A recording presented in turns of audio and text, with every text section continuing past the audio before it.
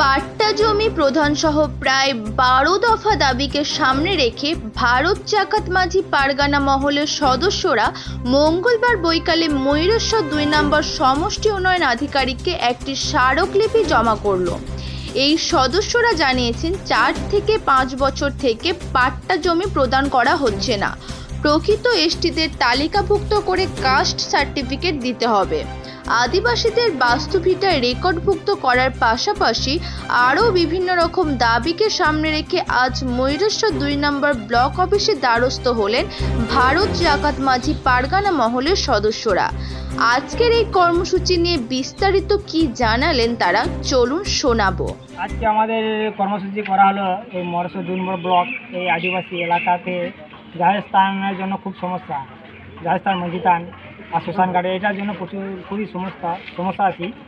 বাদ বাকি আরও অনেক কিছু দাবি ছিল আমাদের 12 দফা দাবি।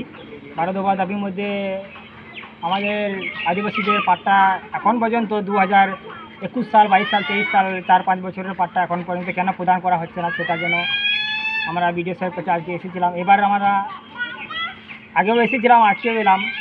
এবার আশ্বাস দিয়েছে স্যার আমাদের দিয়ে করে দেবে। স্যার ছিলেন আজকে? হ্যাঁ স্যার ছিলেন। আর কি দাবি ছিল মূলত? আমাদের দাবি ছিল সমস্ত অনেক কিছু আদিবাসীরা এই কাস্ট সার্টিফিকেটের জন্য প্রচুর হয়রানি হচ্ছে।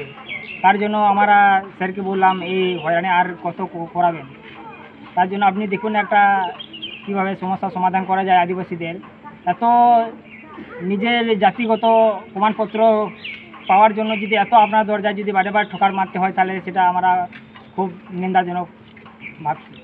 এটা কি শুধুমাত্র ময়ূরেশ্বর 2 নম্বর ব্লক এলাকাতেই না বিভিন্ন জায়গায় হচ্ছে? বিভিন্ন জায়গায় হচ্ছে এটা, ময়ূরেশ্বর 2 নম্বর এলাকা নয়, গোটা পশ্চিমবাংলা জুড়েই কম বেশি হচ্ছে। আপনার নাম ও কি পদে আছেন? আমার নাম হচ্ছে কবিরাজ হেমব্রম। আমি ভারত জাকাত মাঝি পারগানা মহলের সহ সভাপতি হিসেবে কাজ করি।